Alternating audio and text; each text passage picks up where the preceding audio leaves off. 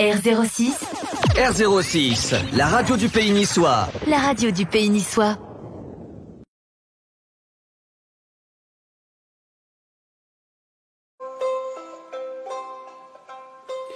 Oh la mia bella Nisa, regina dei flu, li tiu vittorisa, io canterai tu giù, cantai di montagna, io tiu tamri de cor, li tiu verdi campagna, li tiu gran soleil d'or.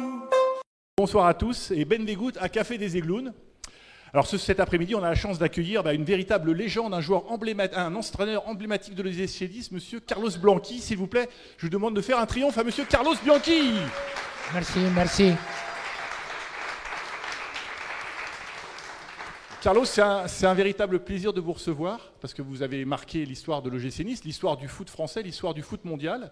Donc on va parler un petit peu, on va retracer un petit peu votre carrière de joueur, d'entraîneur à l'OGC Nice et puis aussi d'entraîneur notamment dans les pays en Amérique latine et puis aussi en Europe, puisque vous avez entraîné l'AS Roma également, entre autres. Alors vous êtes né le 26 avril 1949 à Buenos Aires, donc c'est en Argentine, et vous commencez à jouer à Vélez Sarsfield à l'âge de 10 ans. Alors vous arrivez ensuite en France, à Reims, en 1972. Alors racontez-nous... 13. Ah bon, je vous ai fait venir un an avant alors. Alors racontez-nous comment vous êtes arrivé en France en 1973. À quel âge? Enfin, comment ça s'est passé? Et à cette époque-là, les frontières s'étaient fermées. L'Italie, l'Allemagne, l'Angleterre, l'Espagne, on n'avait pas droit à jouer. Il fallait être fils d'Espagnol, d'Italien, d'Anglais, d'Allemand. Sinon, on n'avait pas droit à y aller. Et alors, on n'avait pas beaucoup de marchés pour aller jouer. Il y avait un marché qui était très intéressant, c'était le Mexique, c'était le Brésil. Mais nous, avec mon épouse, on avait envie d'aller en Europe. Et c'était le hasard, dans le sens qu'il est venu me chercher à Barcelone. Et je venais d'être 2 fois meilleur buteur de France, de Buenos Aires, de l'Argentine. Mais les frontières étaient fermées. Eux, ils attendaient qu'ils soient ouvertes. Mais moi, je n'avais pas tellement envie d'attendre. Et il est venu le Stade de Reims. Et alors, je lui ai donné ma parole. Je suis venu ici. Je jouais 2 matchs amicaux, la Coupe des Alpes. Et 2 matchs, je marquais 4 buts. Et à la sortie du premier match, qu'on avait battu Bâle, 4-1, cette anecdote-là, je l'aime parce que le destin, c'est le destin. Je sors de l'hôtel où j'étais tout seul. Et quand je traverse la porte de l'hôtel, il y a une personne qui m'attend avec son épouse. C'était Rinus Michel.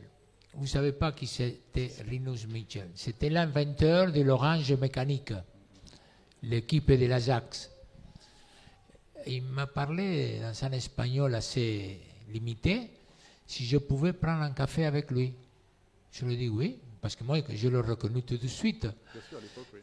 Et on était prendre le café. Il m'a dit écoutez, je suis venu ici voir un match, mais je voulais voir un joueur. C'était Teófilo Cubillas. Cubillas était un des plus grands joueurs de football du Pérou. Qu'il avait joué la Coupe du Monde de 70, extraordinaire. Et je suis venu le voir jouer à lui, mais il ne m'a pas plu. Celui qui m'a plu, c'était vous. Et je dis, bon, je vous remercie beaucoup. Il m'a dit, je vais parler avec les dirigeants de Barcelone. Je n'avais pas signé avec le Stade de Reims encore, mais j'avais joué 2 matchs amicaux, je lui avais donné ma parole. Barcelone, il a voulu m'acheter, et moi j'avais donné ma parole, et je restais à Reims. Le destin, il voulait que je n'aille pas en Espagne. Et vous avez fait donc 4 saisons... 4 saisons à Reims, 73-77. Et ensuite, vous êtes allé au Paris Saint-Germain. Oui. Vous êtes aussi Et meilleur. vous savez une chose?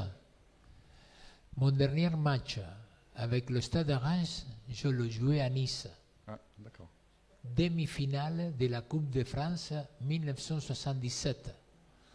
On a gagné 2-1. Et... C'est un mauvais souvenir pour nous alors. Non, pour moi c'était un mauvais souvenir. Mais vous savez pourquoi? À la 90e minute, Zambelli, il m'a cassé 2 côtes, Ouais, les côtes, ouais. avec les genoux. Il m'a sorti du terrain. Je n'ai pas joué la finale de la Coupe de France. Celui-là, c'était mon dernier match avec le Stade de Reims en première division. C'est vrai qu'à l'époque, vous me disiez, on le savait, à l'époque, le jeu était plus rude. Hein. Quand on était avant-centre, on prenait des coups de coude, des coups de Ouais. on tirait le maillot. Enfin bon, c'était. Il n'y avait pas les caméras comme aujourd'hui. Hein. Pas seulement les caméras, il y a la protection des lois, des règles. Aujourd'hui, vous ne pouvez pas prendre un joueur par le maillot. Vous ne pouvez pas lui donner un coup par derrière parce que vous êtes expulsé. Si vous êtes le dernier homme, vous êtes expulsé. À cette époque-là, ça n'existait pas. C'est pour ça que quand on fait la comparaison de football, 2020 c'est une chose, 2000 c'est une autre, 1980 c'est une autre. C'est complètement différent le football d'aujourd'hui. Malgré tout, à l'époque, vous avez été 5 fois meilleur buteur, je crois, du championnat de France. Oui. Et vous avez marqué, par exemple, au Paris Saint-Germain, 37 buts en 38 matchs. Personne n'a fait ça à part Zlatan. Mais par exemple, Mbappé, pour donner un exemple, l'année dernière, il met 28 buts. Donc vous étiez meilleur qu'Mbappé à l'époque. Non, On est d'accord. Non, lui, Pas le meilleur. Mbappé, Je veux dire, non, mais c'était- vous c'était un étiez quand phénomène. même, vous étiez à l'époque, vous étiez sur le toit Oui, de oui. du championnat de France. Vous avez été aussi élu meilleur joueur du championnat de France. Il y avait je me une souviens différence d'équipe aussi. Il y avait une différence d'équipe. Paris Saint-Germain, c'est la plus forte. Voilà. Nous, on a fini 11e. Oui, le Paris Saint-Germain n'avait pas les moyens à l'époque de. Ouais. C'était- Malheureusement, on avait une bonne équipe, mais on n'avait pas de résultats. Vous avez aussi un record que vous avez toujours, c'est les 19 buts, vous avez Non. joué 19 matchs à domicile et vous avez marqué 24 buts, c'est ça, hein, En 19 avec le Paris En Saint-Germain. 19 matchs, je marquais 24 buts, plus d'un but par match. Alors on va venir à la période du gym. Ensuite, vous êtes devenu donc entraîneur. Oui. Donc, et on va venir directement au moment où vous êtes arrivé à l'OGC Nice. Ça, c'est ça qui intéresse évidemment nos amis supporters ici présents. Donc en fait, vous deviez arriver pour. Moi, Racontez-nous, vous deviez arriver fin juin, quoi. juin-juillet, parce que j'avais tombé... 1989, hein, on précise l'année. Hein. 1989. J'avais tombé d'accord avec Innocentini, Djekovic qui venait de partir, Et Le Santini, c'était le président à l'époque. Hein, on Mario précise Innocentini. pour les jeunes qui sont parmi nous. et on avait tombé d'accord. Et quelques jours plus tard, lui m'a téléphoné pour me dire que je pouvais pas signer à l'OGC Nice parce qu'il avait des dettes. L'OGC DNCG, Nice, ouais. et il n'avait pas droit à recruter des joueurs, il n'avait pas droit à recruter un nouveau entraîneur. Et alors, ils ne sont pas recrutés cette année-là des joueurs. Et l'entraîneur qui a dirigé l'équipe, c'était celui qui était le responsable de la 3e division, Pierre Alonso. Pierre Alonso. Le papa de Jérôme Alonso, qui a joué C'est aussi ça. chez nous ensuite. Voilà. Et alors, je restais à Paris avec mon épouse et mes enfants. Et jusqu'au moment qu'après, il m'a téléphoné pour venir. Parce qu'en fait, pour rappeler la situation, le club se retrouve dernier, on perd contre Brest à domicile. Et donc on se retrouve dernier du championnat, donc c'est vrai que c'est assez catastrophique, le début de championnat est assez catastrophique, et donc vous venez pour sauver le club, mais vous n'avez pas eu peur un petit peu de gâcher votre carrière, enfin pas de gâcher votre carrière, mais de venir un petit peu dans cette galère. J'avais travaillé 4 ans au Stade de Reims, et non, c'était un beau pari, mais il y avait quelque chose qui était grave aussi, c'était que la veille, Langers, il s'était claqué. Robbie Langers. Robbie, il s'est claqué, il a mis presque plus de 3 mois à revenir. Et qu'heureusement, il est revenu à temps. Oui, parce que c'est vrai que c'était un buteur, Ouais. on va le voir ensuite après d'ailleurs. C'était le buteur de Le buteur. l'équipe. Il y avait quand même Bocandé et Kurbos aussi, hein, qui étaient 2 buteurs aussi, Oui, mais celui qui était, disons, plus en forme. en forme à ce moment-là, c'était lui. Et non, je n'avais pas peur, j'étais tranquille parce que j'allais travailler comme un professionnel que j'étais toujours, convaincu les possibilités existaient. Parce que il faut y croire. Je dis toujours qu'il faut y croire parce que sinon on ne fait rien dans la vie. Alors on va rappeler un petit peu l'effectif que vous aviez, enfin on ne va pas citer tous les joueurs, mais on va citer un peu tous les joueurs que vous aviez à l'époque. Donc il y avait notamment Marco Elsner, Mustapha El Adaoui, Fabien Pifto, Jean-Philippe Mathieu, Thierry Massa, Jackie Bonnevet, René Marsiglia, Pascal Gastien, Jean-Philippe Rohr, Éric Roy, Roger Ricor, Tony Kurbos, Milos Djelmas, Frédéric Joria qui entraîne, qui a Frédéric, oui, il avait 20 ans, Frédéric. Voilà. Jules Bocandé, Robbie Landgers. Donc il y a pas mal d'anciens dirigeants ensuite, hein, puisque Roger Ricor, Éric Roy, ils ont entraîné, Pascal Gastien aussi, enfin voilà, René Marsiglia. Excusez-moi. Non, je vais regarder. Et vous avez Pascal Gastien aussi, qui est l'actuel entraîneur de Clermont, qui est venu vous Pascal, voir. D'ailleurs, il est venu en Argentine vous voir pour faire une formation. Parce que pour passer le dernier diplôme d'entraîneur en France, il faut aller passer une semaine dans un club dans le monde. Et Pascal Gastien, il est venu passer une semaine à Boca Juniors quand j'étais entraîneur de Boca Juniors. Mais Pascal, quand je suis arrivé, il n'était pas au club. Lui, il était joueur de Marseille. Il est arrivé à la trêve. Il est arrivé à la trêve parce que nous, on avait besoin. C'est pour ces raisons-là que Frédéric Joria, il a joué tous les premiers matchs quand je suis arrivé. Après, c'était Pascal qui est arrivé et il a commencé à jouer. Alors, on va parler évidemment de cette saison. Alors, qui est importante pour le Cup, puisqu'on joue le maintien en Ligue 1. Et donc, les matchs, un coup on perd, un coup on gagne. Enfin, voilà, ça a été un petit peu moyen. Et on arrive à ce fameux match contre Strasbourg. C'était pas facile, parce que quand j'arrive, il y avait pas seulement Robbie qui s'était blessé, il y avait Gelmas aussi qui était blessé. Et il y avait Jules qui était blessé à ce moment-là. Jules Bocandé, oui. Et alors, on a joué avec Tony Kurbos et Bouffa, un petit jeune qui avait 20 ans. Mais ils étaient blessés tous au même moment. Mais on avait des joueurs très responsables, très, très conscients de la situation des ES Nice. Et ils ont tout fait, ils l'ont démontré par la suite, que en donnant le maximum, on avait la possibilité de rester en première division. Alors sur ce fameux match, en fait, c'est-à-dire qu'en fait, on se retrouve en fin de saison. À 2 journées de la fin, on était. Oui, au fond. On était morts. Ouais. Et on termine 18e finalement. 18e, et on envoie Racing. Le Racing, il va en 2e division avec Brest. Et après, bon, ces matchs-là, l'aller, c'était. Parce que c'était les barrages, c'était l'année, ils ont remis les barrages cette année-là, justement. Oui. C'est ça. Hein. Comme ils ont fait là récemment. Il avait une forte équipe à Strasbourg. Il y avait Djorkaeff, Yuri Djorkaeff dans l'équipe. Ouais. Qui a été champion du monde juste après. Et si je ne me trompe pas, il y avait le Bœuf aussi, je crois. Ouais, c'est possible, oui. Mais ils avaient une très bonne équipe. Il y avait José Cobos, mais je crois qu'il n'a pas joué le match. Oui, il a joué, arrière gauche. Mais pas le match aller, je crois. Ou je sais plus, il y a un match qu'il n'a pas joué. Enfin, c'est ce qu'il a dit après. Bon. Mais le match retour, il a joué. Oui. Je me rappelle qu'il a joué parce que lui, il a joué contre Gelmas. Et Gelmas a fait un grand match. Alors, on va parler de Gelmas justement sur ce match retour, parce que c'est vrai qu'on a eu, on a reçu Jean-Philippe Rohr ici, on a reçu d'autres joueurs, et qui nous ont dit, on n'a pas compris. Et là, vous allez nous dire la vérité. Puisqu'en fait, vous avez un petit peu rusé, hein, comme le font beaucoup d'entraîneurs, pour ne pas dévoiler votre composition d'équipe. Et en fait, Jean-Philippe Rohr nous dit, mais on ne comprend pas, le jour de ce match-là, vers 17h, on voit le paperboard et on ne voit pas Milos Djelmas sur le paperboard. On voit l'équipe que Carlos a préparée. Et donc, moi, j'ai appelé tout de suite le président. Il dit, il est fou, Carlos, il est fou, il n'a pas mis Milos Djelmas, pourquoi Et en fait, vous aviez rusé, vous ne vouliez pas que le club, que l'équipe, que personne ne sache que Milos allait jouer pour faire la surprise à Strasbourg, en fait, pour que justement il puisse faire un grand match et qu'on cache un peu la composition d'équipe. C'est ça que vous aviez l'intention de faire. Je vous explique. En 22 matchs de championnat, Milos, il a joué seulement une fois comme titulaire, parce qu'il était très souvent blessé. Et il a joué un match que nous avons perdu 3-0 à Brest.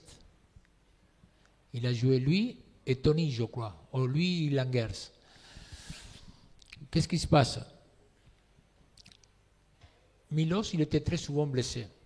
Et alors, quand on allait jouer au match aller, 15 jours avant, je lui ai dit, Milos, tu vas jouer le match retour. Soigne-toi, mène une vie comme il faut.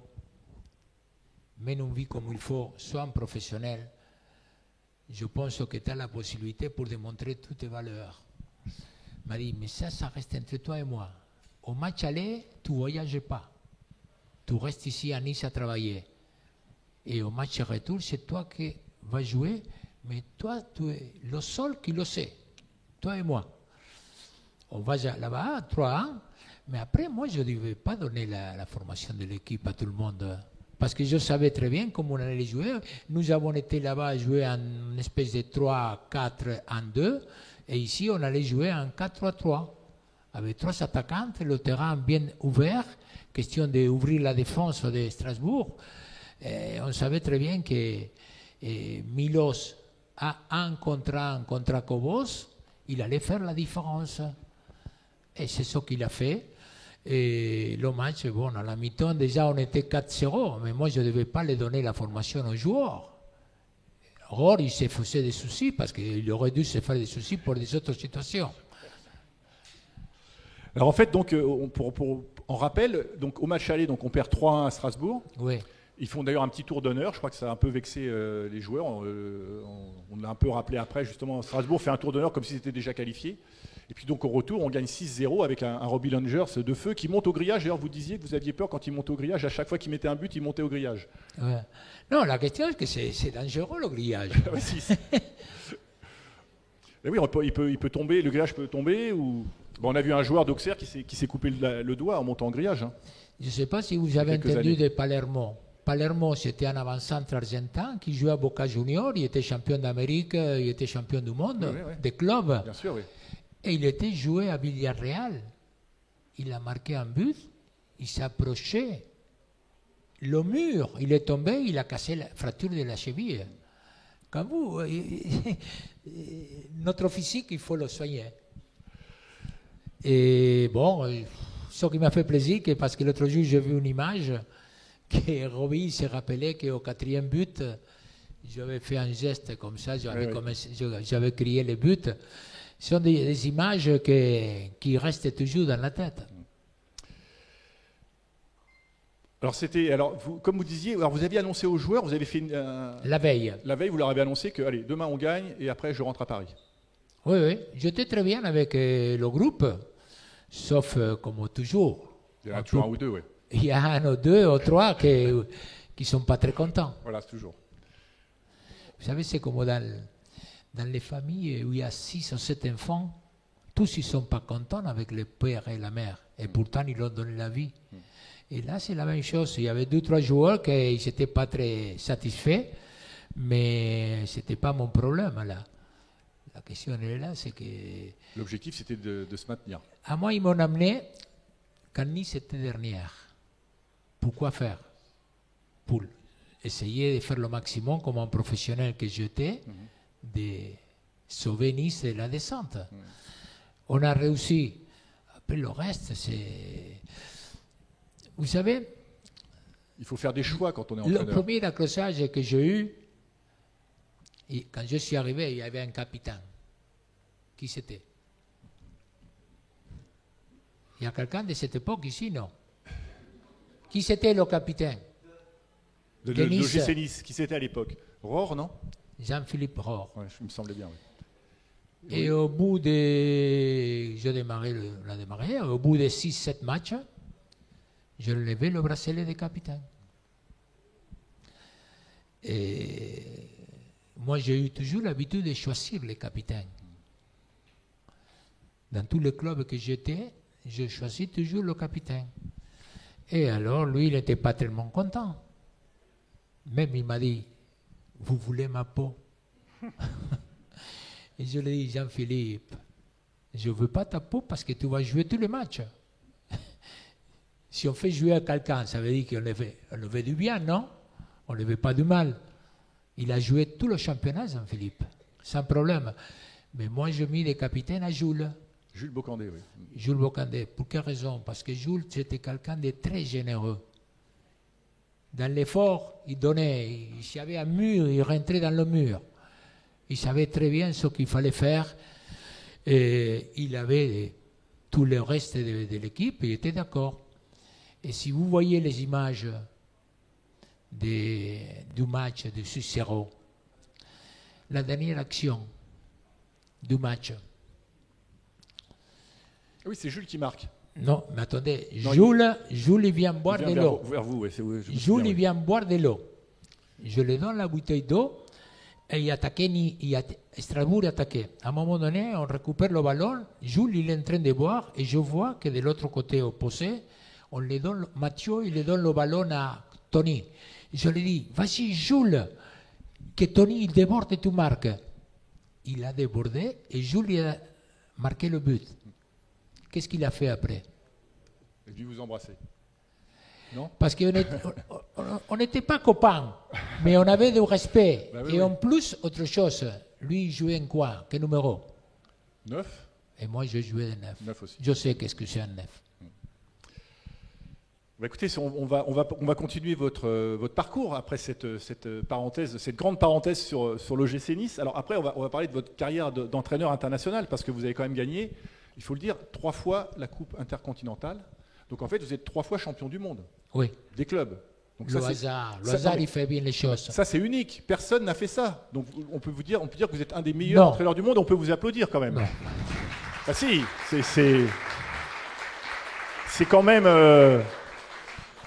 C'est quand même le seul qui aurait pu, juste après vous, c'est Pep Guardiola qui est deuxième, parce qu'il a gagné 3 fois, mais lui, la première fois, c'est pas grâce à lui que le club avait. La troisième. Voilà. Donc La troisième. Voilà, Qui la gagne troisième. à Guardiola, lui il prend le club de Bayern de Munich, qu'il avait été champion d'Europe, avec Jean Heinkens, qu'il a arrêté l'équipe après avoir été champion d'Europe, et c'est lui qui a pris l'équipe, et alors il a après été champion du monde. Ouais. Mais vous savez, je dis toujours, pour avoir été joueur de football avant, quand vous avez des joueurs de football, pas seulement bons, intelligents, si vous avez des joueurs intelligents, vous allez réussir à faire des choses que vous ne croyez pas que vous... Ça y va, c'est pas grave. J'avais un hors-jeu là. Et vous allez arriver à réussir des choses que vous ne croyez pas que vous pouvez réussir. Mais avec l'intelligence, vous pouvez y arriver. Et j'ai eu la chance D'avoir des joueurs intelligents. Et alors en fait, parlez-nous un petit peu. Alors vous avez gagné une fois la Coupe intercontinentale, donc la Coupe du Monde des clubs, donc avec Vélez Sarsfield. Si vous savez qu'est-ce que c'est, excusez-moi que je vous coupe. Et 2 fois avec Boca Juniors. Boca Juniors. Voilà. Boca Juniors, c'est le monde. Boca, c'est grand. Il faut être à l'intérieur de Boca Juniors pour savoir qu'est-ce que c'est un club qui a 30 millions de supporters. C'est 2 ou 3 fois Marseille en public. Non. C'est au niveau. La moitié de l'Argentine, c'est des supporters de Boca. En plus, tous les Argentins qui sont dans le monde, la moitié, ils sont de Boca aussi. Alors, vous savez, nous avons été jouer l'année 2000 à Tokyo contre le Real Madrid. L'entraîneur, c'était Del Bosque. Et Vous gagnez 2-1. c'était le Dream Team. Le Dream Team, il y avait Makelele, il y avait Diego, il y avait Raúl, il y avait Casillas, il y avait une équipe extraordinaire. Il y avait 500 Espagnols qui sont été à Tokyo. 500. D'ici à Tokyo, il y a 8 heures de vol. D'Argentine à Tokyo, il y a 26 heures. Il y avait 15 000 supporters de Boca Juniors. Oui, ce qui montre la. Et la question économique, Oui, c'est pas la économique même aussi. en Espagne qu'en Argentine. Ouais. C'est pour ça. Le monde de Boca, c'est quelque chose d'inimaginable. Par contre, Vélez, que c'est mon C'est un club, plus petit club. c'est un club de quartier. C'est un club de quartier. C'est pour ces raisons-là qu'avoir fini d'abord champion de l'Argentine, après champion d'Amérique et champion du monde contre le Milan AC, que ce Milan AC, vous ne vous rappelez pas, Vous avez gagné 2-0, moi je me souviens. on a gagné 2-0. Oui, mais la finale, Milan AC, il avait gagné à Athènes contre Barcelone de Stoïkov, de Romario. C'était un Dream Team extraordinaire. L'entraîneur, c'était Johan Cruyff. Il les avait battus 4-0, le Milan AC, avec des saillies à la tête. C'était en 1994. C'est ça. Bon, je triche. Hein, Oui, 94, c'est oui. C'est ça, Et ouais. après, nous avons joué la finale là-bas. L'entraîneur, c'était Capello.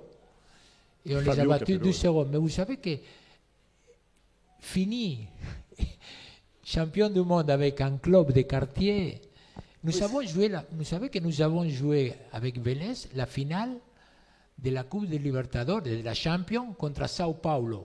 L'entraîneur de Sao Paulo, c'était Tele Santana, qui venait d'être 2 fois champion d'Amérique et 2 fois intercontinental. Oui, c'était un Brésilien. Brésilien. On n'a pas rempli notre stade. Notre stade de Vélez, c'est 50 000 spectateurs. On n'a pas rempli le stade. C'était la finale. C'est pour ces raisons-là, parce que c'est un club de quartier.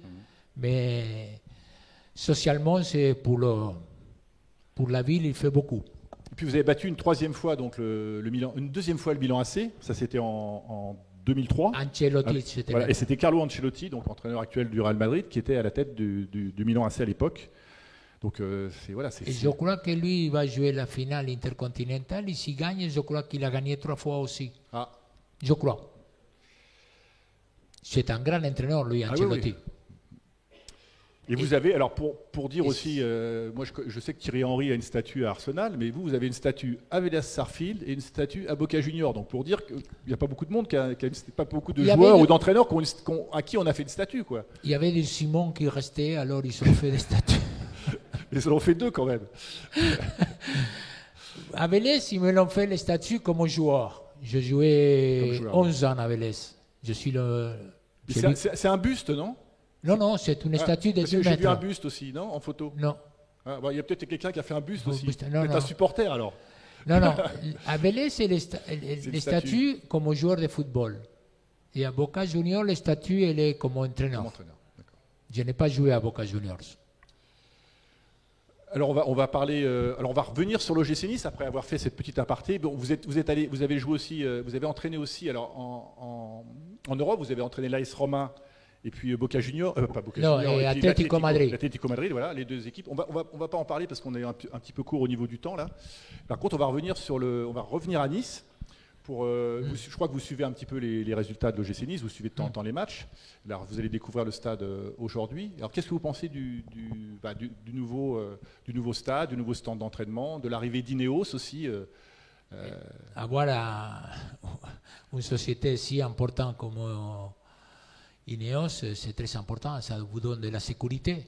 Vous pouvez avoir un programme. Vous voyez, vous pouvez planifier les choses dans 2-3 ans, dans 4 ans, dans 5 ans. C'est très important pour les clubs aujourd'hui. Les clubs plus grands qu'il y a en Europe sont sauf le Bayern de Munich, nous pourrons dire, mais ils sont des soutiens incroyables. Ce sont des sociétés qui sont là. Ils le démontrent, Paris Saint-Germain. Depuis que les Qataris sont arrivés, il y a une chose dans la tête qu'il faut qu'ils soient champions de la Champions. Ça vous donne un pouvoir incroyable. Et le GC Nice, vous savez qu'est-ce que c'est, non?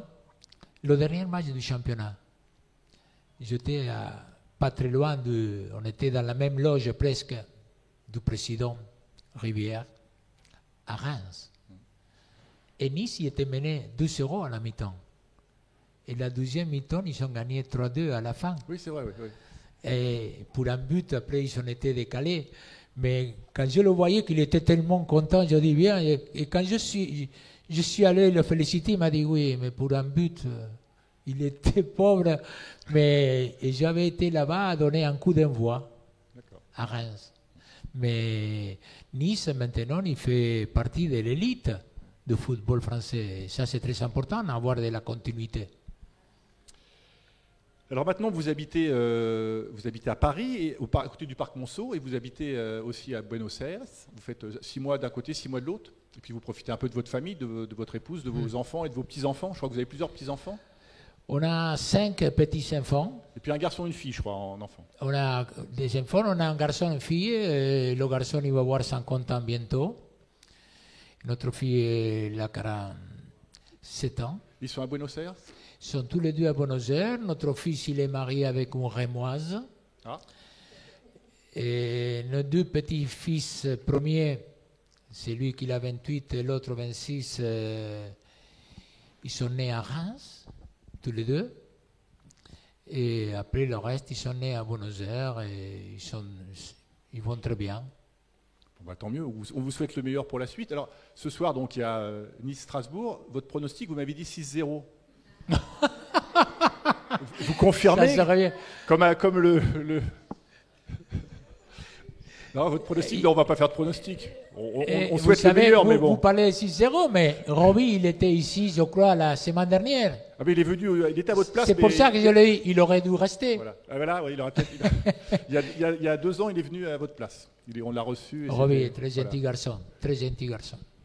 Voilà, bah écoutez, on vous souhaite le meilleur, on vous souhaite de bien profiter du match. Et puis, voilà, si on peut faire 6-0, nous, on est preneurs. Voilà, puis on vous applaudit vraiment bien fort, on vous remercie 1000 fois. Merci, Carlos. Merci bonne chance ce soir, mais un peu plus de chance mercredi prochain à Maccabi. Okay. Merci C'est beaucoup. plus important. Merci beaucoup. Et puis, on se retrouve, nous, dans 15 jours pour le match avant l'OM. On aura un invité prestigieux également. Donc voilà, on ne le dit pas pour le moment, mais... Hola, mia bella Nisa, regina dei flu, li tiu vittorisa, io canterai tu giù, cantai ai montagna, li tiu tan rideco, li tiu verdi campagna, li tiu